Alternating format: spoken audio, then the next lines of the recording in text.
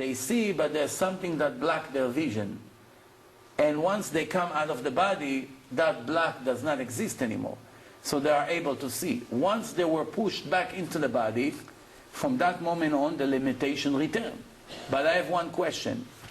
If they never saw colors, doesn't matter, even if you took them out of the body, how did they know to tell blue, yellow, white? What do we learn from here? That once the soul came out of the body, the soul recognized color because of the previous life, because it was in another body. Once it's inside the body, it's limited completely because the body sets the rules. Once you get him out of the body, no more limitation. He can hear, he can see. It's interesting. People, there was a person, a chemist, that became blind from an explosion in his laboratory and had a clinical death a year after. When he came back to life, he described everything in colors. So she writes, how is it possible that those people knew colors? Dr. Raymond Moody says like this, I saw collapse of adults that usually are stable in their spirit, in their psychology.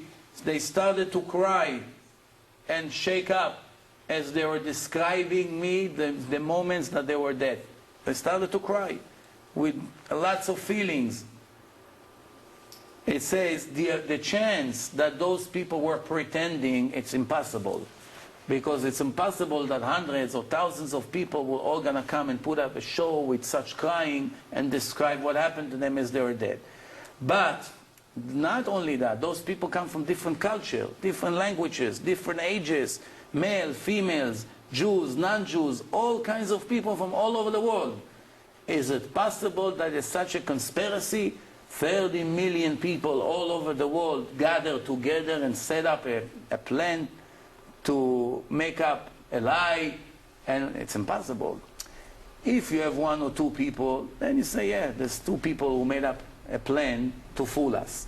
But once you have 30 million and there's no connection, no communication between them from all over the world, and they all come and describe the same story, we have to start realizing what's going on here. Especially that even if it's a scam, even if they wanted to put a scam, they are able here to do things that nobody can do. For instance, if I want to trick everyone and pretend that I was dead and I came back to life, and I'm right here in the room, can I tell you what's going on the roof of the building? Even if I want, I can't. Can I tell you what happened in the entire hospital in the last 5 minutes? Impossible. There's no way to explain it. Let's move on.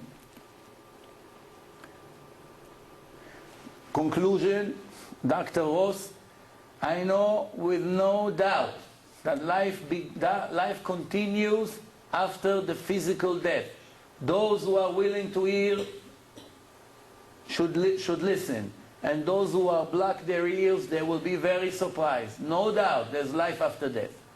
Dr. Ring, the same conclusion. Let's move on. Final conclusion, there is inside the man a spiritual image that separates from this material body and the time of death and continue to exist. Let's see what the Gemara and the Zohar had to tell us more than 2,000 years ago. The Gemara says, Rav Yosef, the son of Rabbi Yoshua, became ill, and his spirit left his body. When he came back to life, his father asked him, what did you see in the upper world? He told him, Dad, everything is the opposite of what I thought. Those who are here, important, were the last over there. And those who nobody pays attention to, they were very important over there. So his father told him, no, this is the right way, what you saw over there. Here, it's an illusion. Over there, it's the world of the truth. And what else did you see? He asked him. So the son said, I heard there's an echo, an announcement. How lucky is every Jew that come to this world and he has knowledge in Torah. Ashrav sheba betalmudo biyado. Which means that he's knowledgeable in the book of God. He knows all the information that God gave us in Mount Sinai. This in the Zohar 2,000 years ago. In another place in the Zohar, This is what the Zohar writes. Rabbi Krospadai, everybody thought he died. And then he came back to life. And he started to tell about the soul, his soul going up to the upper world. And the beginning of his trial. His trial already started. There's a person in Israel, approximately 15 years ago, he got stabbed in his heart. His name is Avi Khajani. He made a video and an audio tape about what happened to him. He was a criminal, and somebody waited for him in the stairs, and when he entered the building, he came behind, and from the side and stabbed him with a big knife into his heart 3 times. They took him to the hospital. There was no chance for him to live because the heart was ripped to 3 different pieces. As in Bellinson Hospital, they were trying to save his life, and believe it or not, he was dead for 43 minutes. Complete dead. They covered him already. He's on the way to the refrigerator. And then once they were on taking him already to the refrigerator, he started to move his head. And the nurse over there got very nervous. They called up everyone. And his story was such a famous story that they sent the tape of his story to every hospital of the world to show the doctors that it's not over until it's really over. And then, why do I tell you about this guy?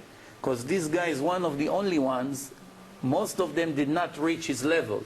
He already had a trial. And he said that once he entered a place, he heard a huge echo, that there's a terrible voice, loud voice with echo, that called him Avraham, Avraham, Ham, Ham. He said, all my life, no one once even called me Avraham, because everybody knows the mentality in Israel. If your name is Avraham, everybody calls you over there Avi. Avi.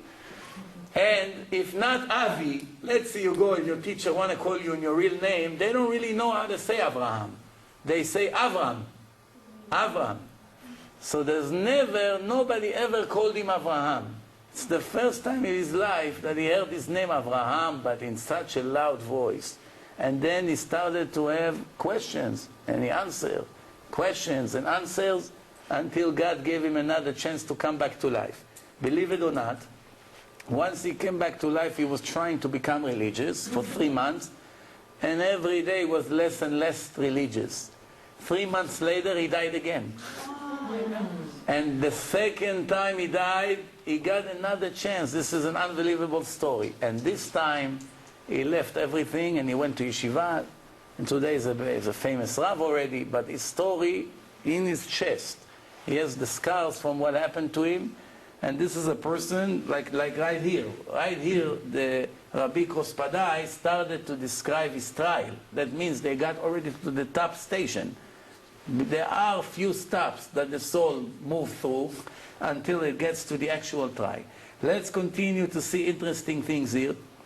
And this is what the Torah tells us. When a soul exits this material world, it goes into the cave where Avraham, Yitzchak, and Yaakov and the mothers of the Jewish nation is buried, Me'arat HaMachpelah, the cave of the fathers in Hebron. This is the entrance to the upper world. The first 3 days after the death, the soul is flying above the body. Remember, this was written, all the things that I show you is 2,000 years and older. Way before the parapsychologists. Way before what they have in the last 25 years. And the soul is above the body. And thinking that maybe it will return into the body. All 3 days after the death, the soul is flying above the body.